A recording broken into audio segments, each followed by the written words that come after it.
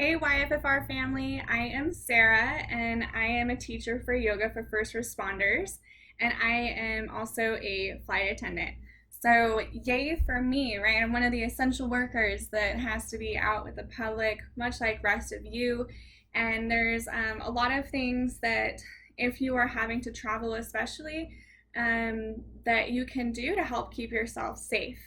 So I've made a little list and the first one is to obviously bring Clorox wipes with you or anything that has a 60% alcohol content or higher that you can wipe down. So wiping down your seats on an airplane if you're traveling on an airplane or even a bus or really anything that you have to like sit on or near for a longer duration of time. It's just good to be in the habit of sanitizing.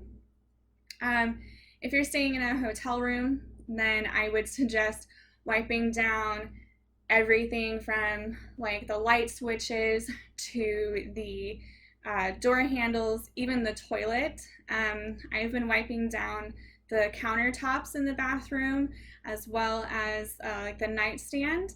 And I've never done that before, so you can feel like dried stuff that has been there for a while that's not just going to wipe away. So even though I like sanitized it, I still lay a towel down on top of that to put like my uniform on or my toiletries, anything of mine that has to be on a counter, it's going to be on a towel first. I would also do the shower knobs and the sink. And definitely suggest bringing your own food. So therefore you want to wipe down the inside of the refrigerator as well as the outside, any handles. And I also don't just wipe the handles of something. I also wipe like this part around the handle and like the door. Because a lot of times we'll open something and then our handle rests here, even if we're not thinking about it. So you really want to give yourself a good amount of space around whatever handle there is. Another thing is, yeah, for sure bringing your own food because a lot of places are closed, so you're limited there. I would also bring a separate bag for dirty clothes or anything that you're wearing like out in the public. So making that a habit of separating it. So like if you have your uniform, sanitizing the hanger and the closet or whatever you're going to hang your uniform on and keeping that away from everything else. So as you're getting ready in the morning or whenever you're getting ready to put your uniform on, you've already put everything else away and then you're able to get dressed and it's going to cut down on the cross-contamination part because unfortunately we're going to have things on our uniforms, and if you're traveling especially, you can't just always be washing it. So definitely have a separate bag for any uniform pieces or anything that would be outside in the public. Always wash your hands. Seems obvious, but definitely have to practice your alert presence here.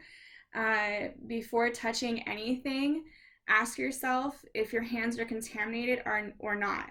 And if you can't remember, then just assume that your hands are dirty and just be aware of what you're touching. So it's really hard to stop touching your face, even moving your hair. So I have super long hair. My hair is down like all the way down to my butt. And I've been wearing my hair up for work because it's just one less thing that I'm going to be trying to move out of the way and get distracted by. So now more than ever, really, right? Even just when you're not on duty, presence of mind, being in the present.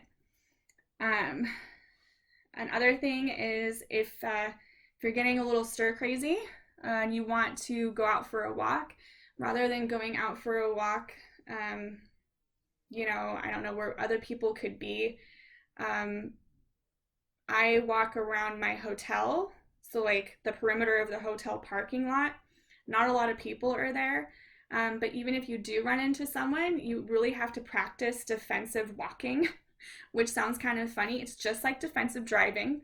But having that alert presence of like your surroundings, and if you see someone walking towards you, just assume that they're not going to move out of the way.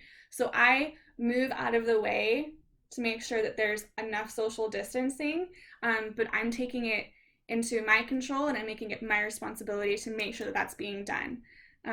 Because it's amazing how many people just aren't doing that. In the airport, it's frustrating. On the plane, right?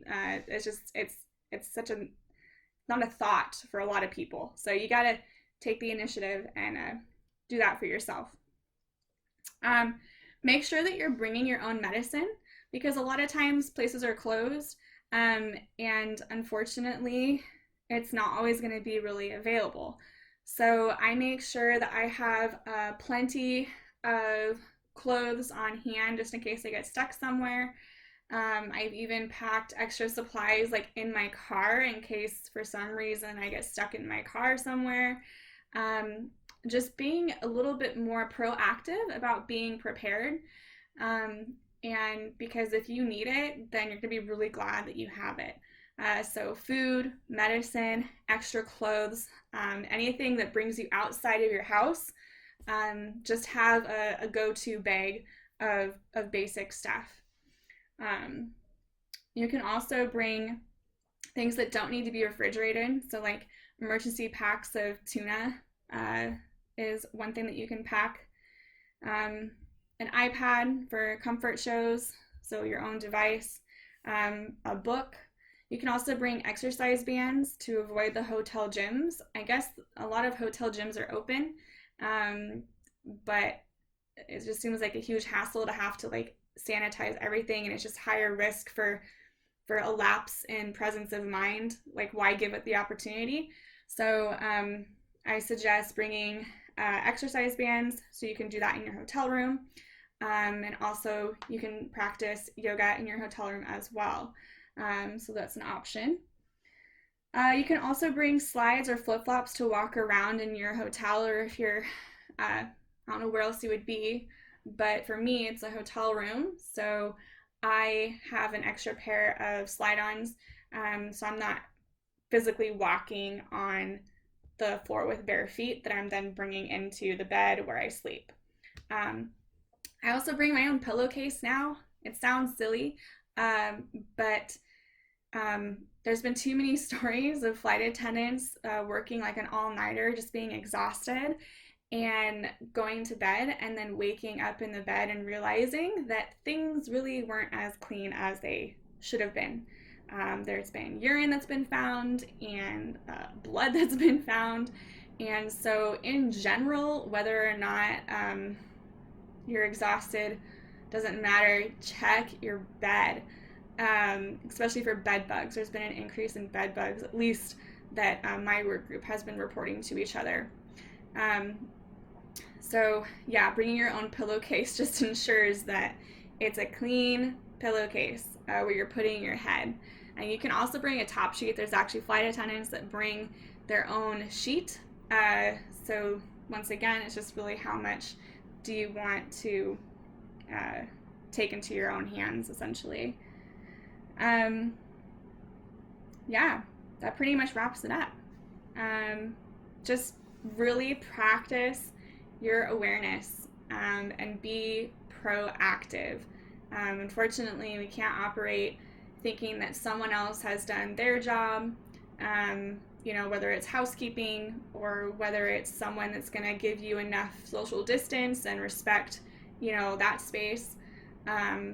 It's unfortunate, but, one way you can make sure that it gets done is if you do it yourself. So please stay safe, and I hope everyone is doing well, and we're going to get through this. We got this, okay? And I'll see you on the other side. All right, bye.